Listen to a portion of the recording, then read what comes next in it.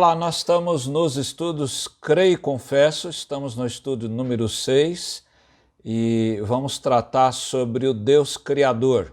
Esses estudos espelham o credo dos apóstolos. No estudo anterior nós vimos que Deus é Pai Todo-Poderoso, que significa dizer que Ele tem o controle da vida, o controle do tempo e o controle da história, entre outras coisas. O Senhor tem todo o poder e age em plena liberdade e em harmonia com todo o seu ser. Hoje nós vamos terminar a primeira expressão do credo que diz: creio em Deus Pai Todo-Poderoso, Criador dos céus e da terra. Será a criação verdade ou mito? Muitos têm proclamado, como o escritor Richard Dawkins, num livro chamado Deus, um Delírio, cujo objetivo de Dawkins é ridicularizar a fé cristã e negar que a criação seja de autoria divina. De onde veio o universo que está à nossa volta? Entender a criação pela fé não significa que a igreja seja contrária à razão. Não há um litígio, uma briga entre a fé e a razão. Ao contrário, a fé se coaduna com a razão, com a ciência. Então veja que o cristianismo fiel ele não teme a pesquisa científica que passa pelo método científico e chega a conclusões que são racionais. Várias teorias foram criadas e nós podemos citar pelo menos 3 destas teorias.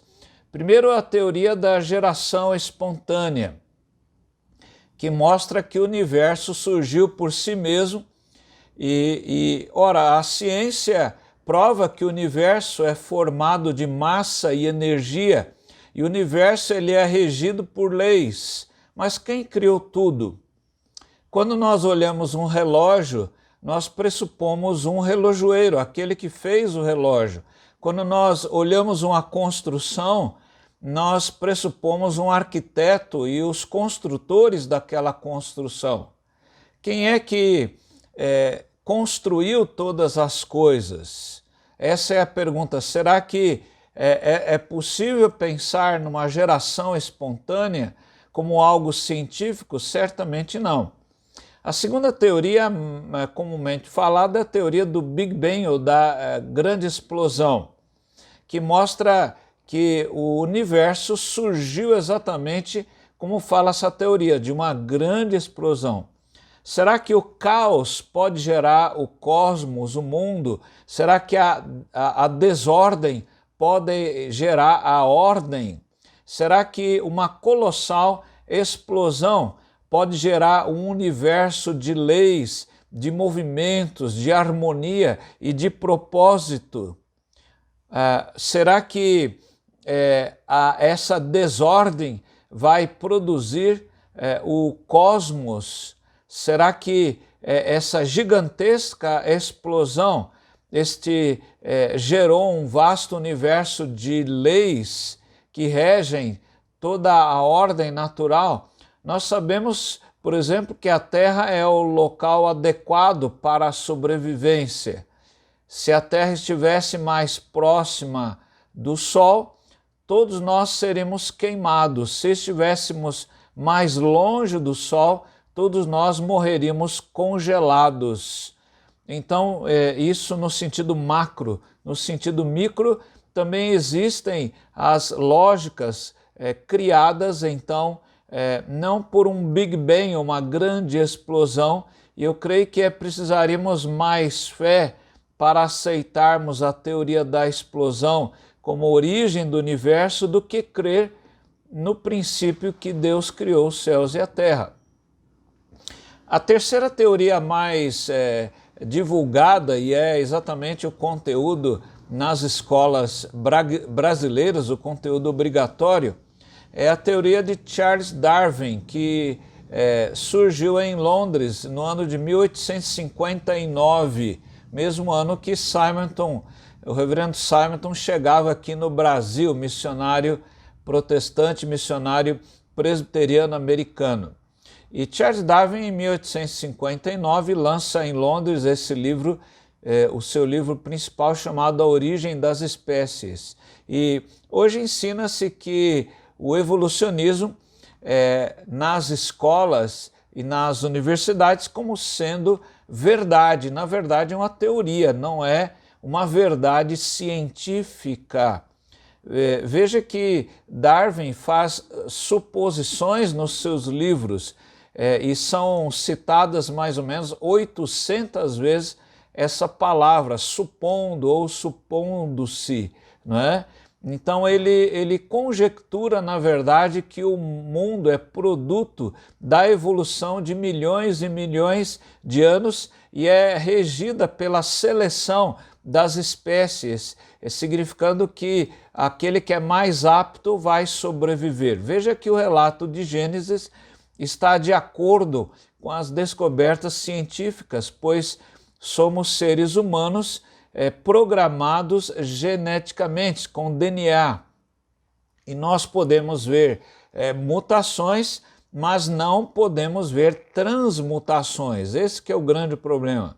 E podemos dizer que está correto o enunciado, a ciência corretamente analisada jamais entrará em contradição com a Bíblia corretamente interpretada, pois ambas têm o mesmo autor, Deus. Quando os crentes primitivos afirmavam que criam em Deus Pai Todo-Poderoso, Criador do céu e da terra, o que estavam querendo dizer?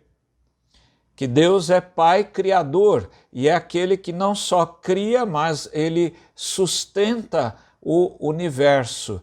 Deus cria sem matéria pré-existente, ex nihilo, não é? É sem algo que estivesse anteriormente feito. Ele faz o homem, por exemplo, do pó da terra, não é? Deus cria a terra primeiro, antes de fazer o homem, não é? Que é a coroa da criação.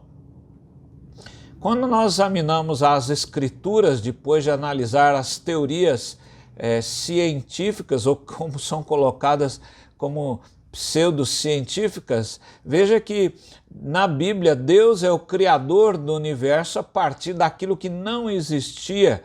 E isso só pode ser entendido naturalmente pela fé. Em Gênesis 1, nós lemos: no princípio criou Deus os céus e a terra, versículo 1 de Gênesis 1.